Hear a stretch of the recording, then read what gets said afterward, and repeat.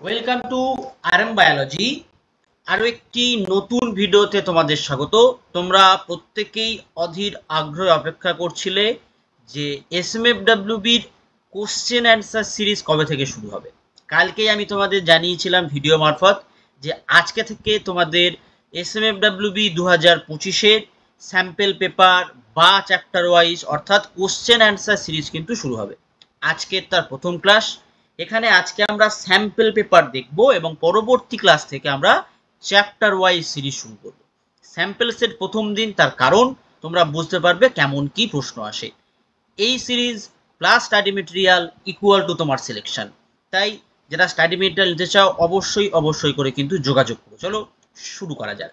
দেখো, আমি একদম বাংলা এবং ইংলিশ দুটোতেই কিন্তু রেখেছি সবার সুবিধার জন্য। গত বছর অনেকে ইংলিশের জন্য বলেছিল, এবছর তোমরা পেয়ে যাচ্ছ বাংলা এবং ইংলিশ দুটো ক্ষেত্রেই স্যাম্পল পেপারগুলোতে শুধুমাত্র। দেখো, বলা হচ্ছে শরীরে অ্যান্টিবডি তৈরির জন্য সঠিকভাবে অ্যান্টিজেন প্রেজেন্টেশন জরুরি।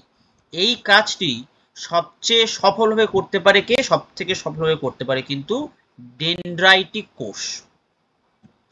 All of the following disease are caused due to dust exposure except অর্থাৎ নিম্নলিখিত সকল রোগগুলি ধূলিকণার প্রভাবে ঘটে, ব্যতিক্রম কোনটা? দেখো অপশানে কি কি আছে। অপশানে রয়েছে সিলিকোসিস, অ্যাসবেস্টোসিস, গয়টার এবং সিডরোসিস। তো এখানে জিজ্ঞেস করেছে কোনটা ধূলিকণার প্রভাবে হয় না। ঠিক আছে, তো এই সিলিকোসিস, তারপর অ্যাসবেস্টোসিস এবং সিডরোসিস এগুলো কিন্তু ধূলিকণার প্রভাবে হয়। গয়টার বা গলগণ্ড যে রোগ, এটা কিন্তু আয়োডিনের অভাবে হয়। আয়োডিনের অভাবে হয়। এটা হচ্ছে তোমার বালি খাদান, এটা হচ্ছে তোমার সিমেন্ট কারখানা, এটা হচ্ছে লৌহ যে শিল্প আছে, লৌহ শিল্প ঘটিত রোগ। এটা হচ্ছে তোমার কিন্তু যে জীবিকাজনিত রোগ হয় শ্বসনতন্ত্রের, সেটা। তো যারা এখনো ইন্ট্রোডাকশন ভিডিও দেখোনি যে কোন কোন চ্যাপ্টার গুলো গুরুত্বপূর্ণ, কোন কোন চ্যাপ্টার থেকে প্রশ্ন অবশ্যই আসে, যারা একদম নতুন ভিডিও দেখছো অবশ্যই এই ভিডিওটা দেখে রাখো এবং প্লেলিস্টটা ভিজিট করে নিও। তো স্টাডি মেটেরিয়ালের জন্য এই নাম্বারে যোগাযোগ করে নিতে পারো। ঠিক তারপরে ক্রোমাটিড সেগ্রেশন অর্থাৎ মিওসিস কোষ বিভাজনের কোন পর্যায়ে ক্রোমাটিডের পৃথকীকরণ ঘটে? উত্তর কি হয়ে যাবে? উত্তর হয়ে যাবে কিন্তু অ্যানাফেজ 2। উত্তর কি হবে? অ্যানাফেজ 2। ঠিক তারপরেই what is the correct order of action of this enzyme during DNA replication অর্থাৎ ডিএনএ রেপ্লিকেশনের ক্ষেত্রে যে হেলিকেজ, প্রাইমেজ, পলিমারেজ যে দেয়া আছে, এগুলো সঠিক ক্রম কোনটা? তো সব থেকে প্রথম কি করতে হয়? আনউইন্ডিং করতে হয়। সব থেকে প্রথম আনউইন্ডিং করতে হয়। তো আনউইন্ডিং করতে গেলে আমরা কি করব? আনউইন্ডিং করতে গেলে আমরা হেলিকেজ ব্যবহার করব। তাহলে দেখো অটোমেটিক্যালি সি আর ডি বাদ চলে গেল। তো এইটা বা এটা, এ আর বির মধ্যে যে কোনো একটা হওয়া উচিত। যখনই আমরা আনকয়েলিং করে দেব, আনকয়েলিং করার পর আমাদের প্রাইমেজ যোগ করতে হয় নতুন করে বেস পেয়ার তৈরি করার। তাহলে হেলিকেজের পরে নিশ্চয়ই প্রাইমেজ আসবে এবং প্রাইমেজের পরেই কিন্তু পলিমারেজ আসবে, অর্থাৎ option A is the correct answer. তারপর DNA fingerprinting is based on which of the following অর্থাৎ ডিএনএ ফিঙ্গারপ্রিন্টিং কার উপর বেস করে হয়? এটা অ্যাম্প্লিফায়েড হবে। ঠিক আছে, এটা একটু ভুল আছে, দেখে নিও। এটা উত্তরটা হয়ে যাবে কিন্তু রিপিটেটিভ সিকোয়েন্স, যেটাকে আমরা ভিএনটিআর নামেও জানি, variable number of tandem repeat, option A. তারপর ডক্টর সুভাষ মুখোপাধ্যায় যে কারণে বিখ্যাত ছিল, এটা হবে টেস্ট টিউব বেবির যে সফল উৎপাদন, সেটা সফল উৎপাদন প্রথম। Activity of which of the following enzyme contradicts the concept of central dog. তো সেটা বাংলায় বললে কি হচ্ছে? কোন উৎসেচক সেন্ট্রাল ডগমা ধারণার বিরোধিতা করে? উত্তর কি হয়ে যাবে? উত্তর হয়ে যাবে কিন্তু আরএনএ নির্ভর ডিএনএ পলিমারেজ। এরপর ভাস্কুলার বান্ডিল অর্থাৎ দ্বিবীজপত্রী উদ্ভিদের যে নালিকা বান্ডিল হয়, সেটা কেমন হয়? সংযুক্ত হয়, সমপার্শ্বীয় হয় এবং মুক্ত প্রকৃতির হয়, অর্থাৎ অপশন এ। এরপরেই পেরিডার্ম বা যেটাকে বাকলও বলা যেতেই পারে, সেখানে কি কি থাকে? সেখানে থাকে হচ্ছে ফেলোজেন, ফেলেম অ্যান্ড ফেলোডার্ম, অপশন এ। দেখ বুঝতেই পারছো কি ধরনের প্রশ্ন তোমাদের এসএমডব্লিউবিতে আসে। লাস্ট 3 বছর কিন্তু আমার স্টাডি মেটেরিয়াল প্লাস এই সমস্ত ক্লাস থেকে প্রচুর প্রচুর প্রশ্ন এসছে এবং সবাই কিন্তু চান্সও পেয়েছে, তাই স্টাডি মেটেরিয়ালের জন্য অবশ্যই অবশ্যই এই নাম্বারে যোগাযোগ করো। এই সমস্ত প্রশ্ন কিন্তু খুব সহজেই তোমরা উত্তর করতে পারবে। তারপর ইন নন সাইক্লিক ফটোফসফোরাইলেশন, অর্থাৎ অচক্রাকার ফটোফসফোরাইলেশনে অনেকগুলো কম্পাউন্ড থাকে, তোমরা জানো সাইটোক্রোম থাকে, ফেরোডেক্সিন থাকে, প্লাস্টোকুইনোন থাকে, প্লাস্টোসায়ানিন থাকে। তো এদের মধ্যে কার কাছে তামা থাকে? এদের মধ্যে কার কাছে তামা থাকে? উত্তর কি হয়ে যাবে? প্লাস্টোসায়ানিন। এরপরে আরএনএর কাজ কোনটা নয়? আরএনএ অ্যাডাপ্টার হিসাবেও কাজ করে, আরএনএ ক্যাটালাইজ হিসাবেও কাজ করে, আরএনএ মেসেঞ্জার হিসাবেও কাজ করে, কিন্তু মডিফায়ার হিসাবে আরএনএর কাজ কিন্তু করে না। তাহলে উত্তর কি হয়ে যাবে? Option C. ঠিক তারপর মেসোজোয়িক এরা, এই পার্টিকুলার এরা যেটা আছে এটা কিন্তু ভালো করে পড়তে হবে। এখান থেকে তোমরা কিন্তু একটা কোশ্চেন অবশ্যই অবশ্যই করে পাবে, একটা কোশ্চেন অবশ্যই পাবে। এই কোশ্চেনটাও পেয়ে যেতে পারো। তো এই কোশ্চেনটার উত্তরটা আমাকে বলো দেখি কমেন্টে, এই কোশ্চেনের উত্তরটা কি হতে পারে, যে মেসোজোয়িক এরা কাদের, মেসোজোয়িক এরা কাদের, এটা আমাকে অবশ্যই অবশ্যই করে কমেন্ট করো। তারপর which of the following can provide naturally acquired passive immunity for the newborn, অর্থাৎ নিচের কোনটি নবজাতকের জন্য স্বাভাবিকভাবে অর্জিত প্যাসিভ ইমিউনিটি প্রদান করতে পারে? এক্ষেত্রে উত্তরটা কি হয়ে যাবে? আইজিজি। ঠিক তারপরে এনজাইমের ক্ষেত্রে কোনটি সঠিক নয় জিজ্ঞেস করেছে, কোনটা ফলস বা কোনটি সঠিক নয়? বিক্রিয়ার জন্য উৎসেচক সক্রিয়করণ শক্তি সরবরাহ করে, এটা কিন্তু ভুল আছে, মানে এটা সঠিক নয়। তো অপশন এ। তারপর the term biological diversity include, দেখো বায়োডাইভার্সিটি বলে অথবা বায়োলজিক্যাল ডাইভার্সিটি বলে, ঠিক আছে?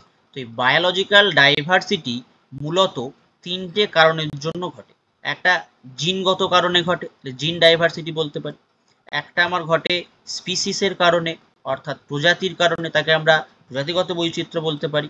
আর একটা আমার ঘটে ইকোলজিক্যাল কারণে, অর্থাৎ ইকোলজিক্যাল বায়োডাইভার্সিটি বলতে পারি। তাহলে বাস্তুতান্ত্রিক বা ইকোসিস্টেম বলতে পারি, বাস্তুতন্ত্রগত বৈচিত্র্য। বাস্তুতন্ত্রগত বৈচিত্র্যকে আলফা, তারপর বিটা এবং গামাতে কিন্তু ভাগ করা হয়। তাহলে উত্তর কি যাবে? Option D.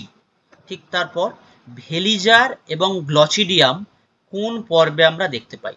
এই অ্যানিমেল কিংডমের ক্লাস অলরেডি কিন্তু তোমাদের দেয়া আছে, অ্যানিমেল কিংডমের ক্লাস অলরেডি দেয়া আছে, সেখান থেকে কিন্তু অবশ্যই অবশ্যই করে অ্যানিমেল কিংডমের ক্লাসটা করে নিও, করলেই সমস্ত উত্তর কিন্তু পেয়ে যাবে। আমি লিঙ্কটা শেয়ার করে রাখবো বা তোমরা প্লেলিস্ট থেকে ভিজিট করে দেখে নিতে পারো।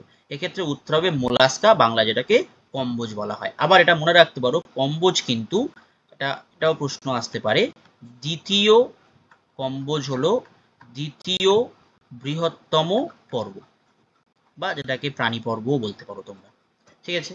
In ecological succession stable community is reached in the final stage it is called, অর্থাৎ ইকোলজিক্যাল যে সাকসেশন হয় তার চূড়ান্ত পর্যায়ে একটা স্থায়ী কমিউনিটির সৃষ্টি হয়, সেই কমিউনিটিকে আমরা কি কমিউনিটি বলি?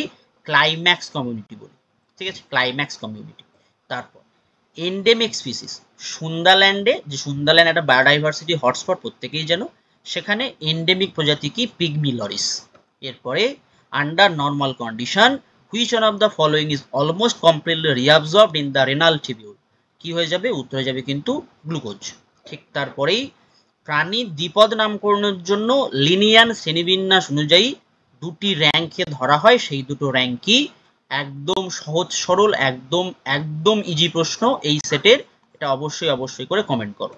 ঠিক তারপর কাইটিন, কাইটিন একটা কি কি বলা হচ্ছে? কাইটিন নাইট্রোজেন যুক্ত পলিস্যাকারাইড। তো কাইটিন যেটা ছত্রাক হয়, ছত্রাকের যে কোষ প্রাচীর হয়, ছত্রাকের যে কোষ প্রাচীর তার কিন্তু প্রধান উপাদান, ছত্রাকের কোষ প্রাচীরের প্রধান উপাদান কিন্তু কাইটিন।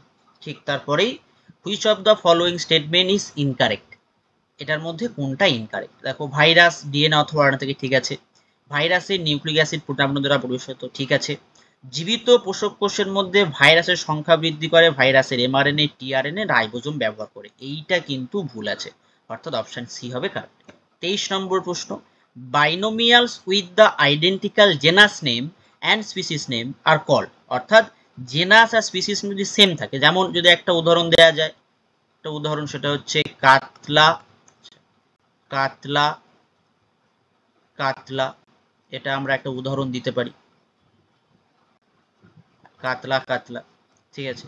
তারপরে হচ্ছে ন্যাজা ন্যাজা, এটা একটা উদাহরণ দিতে পারি। তো এরকম যদি থাকে সেক্ষেত্রে সেই ধরনের নামকে আমরা কি বলবো, টটোনিম বলবো। Down syndrome in human is related to chromosome number, ঠিক আছে। তো ডাউন, তারপরে তোমার টার্নার, টার্নার, ক্লাইনফেল্টার, এই সমস্ত যে রোগগুলো আছে, ক্লাইনফেল্টার, এগুলোর কিন্তু ক্যারিওটাইপ তোমাদের কিন্তু দেখে নেওয়া উচিত। এই সমস্ত ক্যারিওটাইপ কিন্তু খুব ডিটেলসে স্টাডি মেটেরিয়ালে দেয়া রয়েছে। অবশ্যই অবশ্যই স্টাডি মেটেরিয়াল যদি তোমরা নিতে চাও তোমাদের সিলেকশন একদম সিকিউর করার জন্য, তাহলে কিন্তু এই পার্টিকুলার নাম্বারে যোগাযোগ করতে পারো। দেখো তাহলে ডাউন সিনড্রোম মানুষের কত নম্বর ক্রোমোজোমের সঙ্গে রিলেটেড সেটা জিজ্ঞেস করেছে, 21 নম্বর ক্রোমোজোমের সঙ্গে কিন্তু রিলেটেড। লাস্ট প্রশ্ন আজকে, name of the proponent of chemiosmotic hypothesis, অর্থাৎ কেমিও অসমোটিক যে হাইপোথিসিস হয় এটা তোমার থিওরিটিক্যাল প্রশ্ন, মুখস্থ রাখতে হয়, পিটার মিচেল। তো এই যে 25টা প্রশ্ন পেলে, এই 25টা প্রশ্নের মধ্যে 4টে থেকে 5টা প্রশ্ন অবশ্যই অবশ্যই করে কিন্তু তোমার পরীক্ষায় আসবে। এছাড়াও পরবর্তী ভিডিওগুলো পাওয়ার জন্য বেল বাটনটি বাজিয়ে দাও, সাবস্ক্রাইব করে দাও, চ্যানেলটি শেয়ার করো, এবং এই সমস্ত প্রশ্ন খুব সহজে খুব ভালোভাবে করার জন্য স্টাডি মেটেরিয়াল নিতে পারো। ঠিক আছে, আজকের ভিডিওটি এই পর্যন্ত। যারা চ্যানেল নতুন, চ্যানেলটি অবশ্যই অবশ্যই করে সাবস্ক্রাইব করে দিও।